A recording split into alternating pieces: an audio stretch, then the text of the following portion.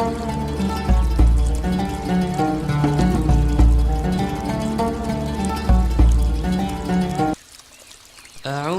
بالله من الشيطان الرجيم. بسم الله الرحمن الرحيم.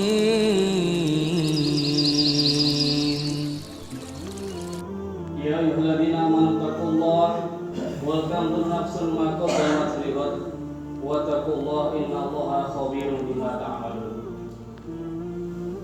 قال الله تعالى: وما الحياة الدنيا إلا لعب ولهو والدار الآخرة خير للذين يتقون أفلا تعقلون.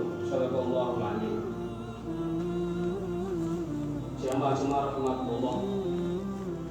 Alhamdulillahirrahmanirrahim, kita bersyukur kepada Allah Subhanahu wa Ta'ala yang telah melimpahkan rahmat kepada kita semua, sehingga pada hari ini kita bisa melaksanakan sholat Jumat bersama di masjid yang kita cintai. Selanjutnya, marilah kita tingkatkan takwa kita kepada Allah Subhanahu wa Ta'ala dengan senantiasa berupaya, berusaha untuk taat dan tunduk melaksanakan perintah Allah Subhanahu wa Ta'ala, dan ringan hati dan langkah kita untuk menolak maksiat atau yang dilarang Allah Subhanahu wa Ta'ala. Jamaah rahimakumullah. Alhamdulillah, kita telah memasuki bulan Syawal, yang mana secara bahasa Syawal adalah sebuah peningkatan. Apa yang telah kita lakukan pada bulan Ramadan kemarin, hendaklah kita terus senantiasa perbaiki. Karena orang baik bukan orang yang senantiasa merasa baik, tapi karena orang yang baik adalah orang yang senantiasa memperbaiki amal-amalannya, sehingga dia semakin tawadhu kepada Allah dan tawadhu kepada manusia yang lainnya. Di bulan Syawal ini banyak kita kenal beberapa budaya, yang diantaranya adalah pulang kampung atau ibaratnya dikatakan mudik. Yang selanjutnya kita bermaaf-maafan, kita mempersiapkan bekal kita ketika kita mudik, sehingga kita persiapan yang begitu kuat, baik harta, transportasi atau apa saja. Pada dasarnya mudik mengingatkan kami juga agar senantiasa ingat bahwa kita juga akan pulang ke kampung yang namanya kampung akhirat. Kita pasti pulang kepada Allah Subhanahu wa Ta'ala. Maka dari itu, kampung akhirat adalah lebih utama bagi orang-orang beriman, bagi orang-orang yang bertakwa. Sebagaimana Allah sampaikan dalam surat Al-An'am ayat 32, A'udzu billahi minasy syaithanir rajim. Wa mal hayatud dunya illa la'ibun wa lahwun wad darul akhiratu khairul lil ladzina yattaquna afala ta'qilun. Wa mal hayatud dunya illa la'ibun wa lahwun. Dan tiadalah hidup ini, dunia itu hanyalah selain yaitu main-main dan senda-gurau. Di ayat lain juga disampaikan wabtaghi fima ataqallahu darul akhirah wa la tansa nasibaka minad dunya. Bahwa sesungguhnya kita diminta Allah mencari kehidupan akhirat. Wa la tansa nasibaka minad dunya. Tapi jangan dilupakan nasib kita di dunia. Sesungguhnya dunia itu hanyalah sesuatu yang tidak boleh kita lupakan saja. Tapi yang kita cari semuanya adalah akhirat, kampung akhirat.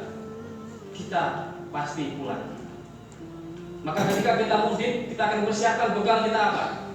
Kita mudik, kita persiapkan transportasi kita apa? Siapa yang akan kita bawa? Sehingga kalau kita aktualisasikan pada ayat ini tentang kampung akhirat, ketika nanti kita di akhirat itu sudah mempersiapkan bekal apa? Ketika kita di akhirat nanti sudah mempersiapkan kita akan naik apa? Dan kita akan bersama siapa? Apa kita mau naik, apa kita mau ke surga dengan sendiri atau bersama keluarga? Tentu tidak ada yang tega ketika anaknya nanti ketika di akhirat masuk ke dalam neraka, dicabik-cabik, disiksa, dan kita tentu tidak akan tega. Maka dari itu mari kita persiapkan, dunianya hanyalah sementara. Hanya sebuah permainan seperti kita main game. Hanya sebuah permainan. Maka orang yang paling cerdas kata Rasulullah adalah orang yang siap mengingat mati, orang yang senantiasa berusaha mengingat, mempersiapkan nanti di akhirat apa. Oleh karena itu kita tidak menunggu tua, kita tidak menunggu muda, atau bahkan kita tidak menunggu sakit ketika kita dipanggil Allah. Beberapa hari yang lalu saudara kami juga ada yang meninggal di usia 6 tahun, masih 6 tahun, dan dia tidak sakit. Baru dari kunjung sana sini, ketika itu dia mengalami sakit sesak sedikit, tiba-tiba mati. Masih 6 tahun, betapa kagetnya seorang ibu. Jadi bahwa kita pulang kepada Allah bukan menunggu kita sakit, bukan menunggu kita tua, tapi kita pulang kepada Allah atas perintah Allah, atas qadar Allah, atas takdir Allah. Maka kita siap kapan? Kalau kita sudah siap, seharusnya siap amalan kita, siap takwa kita. Saya rasa semua tidak akan mengatakan jangan sekarang. Oleh karena itu ketika kita sudah seperti itu, ingatlah bahwa dunia ini adalah sementara. Dunia itu sebuah permainan, tapi jangan dilenakan, jangan dilalaikan oleh dunia. Rasulullah tidak pernah takut kepada sahabatnya ketika miskin saat itu.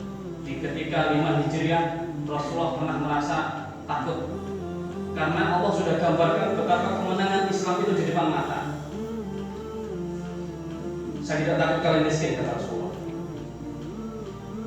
Tapi yang saya takutkan adalah ketika dibuka dunia seluas-luasnya dan kalian berlomba-lomba meraih dunia itu dan kalian hancur karenanya sebagai orang berdosa. Kenapa Rasulullah tidak takut ketika sahabatnya miskin? Karena sudah terbiasa. Saat itu pada 5 Hijriah itu banyak sekali kekurangan-kekurangan.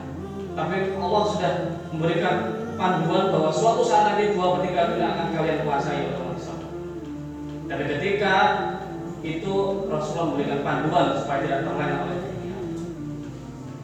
Oleh karena itu, mari kita ingat bahwa dunia itu adalah sebuah mainan yang sudah buruk. Bukan tidak boleh. Allah menyampaikan bahwa dunia itu tidak lebih dari sayap seekor nyamuk. Bahkan kalau orang tolabul ilmi yang tujuannya adalah duniawi, kata Rasulullah, tidak akan mencium surga, tidak akan mendapatkan surga. Bagaimana atas bagaimana kalau setiap kali kita berkumpul dengan dunia, kita harus senantiasa memulai dengan niat yang baik, dengan bersemangat sehingga bernilai akhir. Kemudian wadarul akhirah khairul lil ladzina yattaqun, dan sungguh kampung akhirat itu lebih baik bagi orang-orang yang bertakwa. Orang yang bertakwa akan senantiasa disiplin dengan perintah Allah. Hatinya akan terpanggil manakala melakukan tindakan maksiat. Setiap manusia yang melakukan tindakan maksiat, pasti hatinya akan merasa ini adalah Allah tidak ridho. Semua manusia itu akan diingatkan Allah, akan diingatkan keesaan Allah. Sebagaimana pada saat lahir dalam surah Al-Araf ayat 172, alastu birabbikum, Allah bertanya ketika di dalam kandungan, ya apakah aku adalah Tuhanmu? Allah tidak bertanya. Qalu, ya betul, agar aku nanti tidak mengingkari pada saat nanti hari ya. Ketika di kandungan semua manusia sudah ditanya. Maka ketika diingatkan Allah, bahkan orang kafir pun dijelaskan. Ada yang menyampaikan bahwa seluruh manusia akan dijelaskan jelas-jelas tentang kebenaran sebelum dia meninggal. Bahkan termasuk orang yang non-muslim. Yang jadi masalah adalah ketika lisannya, pendengarannya, kemudian juga hatinya, matanya tidak bisa melihat sebuah nasihat atau tidak bisa melihat tanda-tanda kekuasaan Allah. Karena apa? Satu, makanannya haram. Yang kedua, boleh jadi ia suka mendengar yang maksiat, suka kepada yang maksiat, sehingga nasihat-nasihat baik itu tidak masuk. Semua manusia akan dijelaskan jelas-jelas oleh Allah sebelum manusia itu meninggal. Nah, oleh karena itu, mari kita ingat bahwa sungguh kampung akhirat itu lebih baik bagi orang-orang yang bertakwa. Bukan dunia, bukan menjadi hamba dunia. Sebagaimana Rasulullah sampaikan dalam hadis Al-Bukhari 6435. Wa Abi Hurairah radhiyallahu anhu qala Rasulullah sallallahu alaihi wasallam ta'isa abdul dinar wa dirham wal qatifah inna aqya radiya wa in lam yuqtalam yarda. Dari Abu Hurairah radhiyallahu an, Rasulullah SAW menyampaikan, celaka budak dinar dan dirham dan budak kain qatifah, dan jika ia diberi ia rela, dan jika ia tidak diberi ia tidak rela. Ini adalah salah satu petunjuk bahwa kita dilarang untuk menjadi hambanya dinar dan dirham. Hamba itu adalah orang yang tahu kita sebenarnya mencari dunia, tapi jangan diperbudak dunia. Dunia itu kita mainkan saja seharusnya. Seperti kita main game, kita mainkan saja. Waktunya kita mainkan, waktunya kita setting seperti apa. Dunia jangan sampai dunia itu mempermainkan kita. Karena dunia itu adalah permainan. Jangan sampai kita diperbudak. Kadang-kadang kalau kita mendapatkan harta sedikit, biasanya kita cukup-cukupan. Tapi kalau sudah banyak, kadang terus minta lagi. Maka sifat qanaah, sifat syukur senantiasa kita bawa. Sebagaimana orang-orang yang sukses dalam dunia tapi tidak sukses di akhirat juga banyak. Abdurrahman bin Auf bagaimana dia sukses ketika hijrah dari Mekah ke Madinah, ia tinggalkan semua hartanya, perniagaannya, bisnisnya ditinggalkan. Kalau orang Mekah tidak mau dia membawa sesuatu, sehingga dia berangkat sendiri ke Madinah, dipersaudarakan dengan salah satu Sa'id bin Rabi yang orang kaya raya, diberikan harta, dia tidak mau. Tunjukkan saya rasa cukup Allah yang akan membimbing saya. Nah, hari ini itulah sehingga Abdurrahman bin Auf diriwayatkan sampai tidak ada satu masyarakat Madinah pun yang tidak merasakan harta Abdurrahman bin Auf, termasuk Utsman bin Affan. Sebegitu kaya raya, padahal dari Mekah ke Madinah nol foto, bisnisnya semua ditinggalkan, kerajaan bisnisnya sampai kepada hartanya semua tidak boleh dibawa. Tapi dia mulai di Madinah menjadi orang yang kaya raya. Tapi justru dia takut, ya ibu, saya takut dunia ini akan bisa melalaikan aku. Maka saat itu juga disampaikan maka infak semakin banyak semakin banyak. Oleh karena itu, jemaah sekalian jemaat Allah, marilah kita jadikan dunia sebagai sarana, ad-dunya wasilah la ghaya. Dunia itu hanyalah sebuah sarana, bukan sebuah tujuan. Dunia bagaimana menjadikan kita semakin taat kepada Allah, semakin ingat kepada Allah, bahwa sesungguhnya yang tujuan utama kita adalah akhirat. Ad-dunya wasilah, dunia itu sarana, bukan sebuah tujuan. Maka mari kita tanamkan anak kita. Jangan hanya menanamkan sebuah duniawi. Nanti kalau kamu sekolah kerja di mana? Jangan duniawi.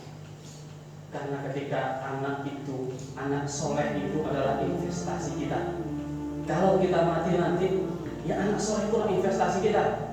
Apakah ketika anak kita mati, apakah dia ingat sama kita? Bahkan kita senantiasa ingat sama mereka. Maka jadilah anak itu sebagai investasi. Baik, mudah-mudahan khutbah ini mengingat kita untuk senantiasa mengingat kampung akhirat kita. Kita persiapkan bekal akhirat kita persiapkan bersama-sama keluarga. Barakallahu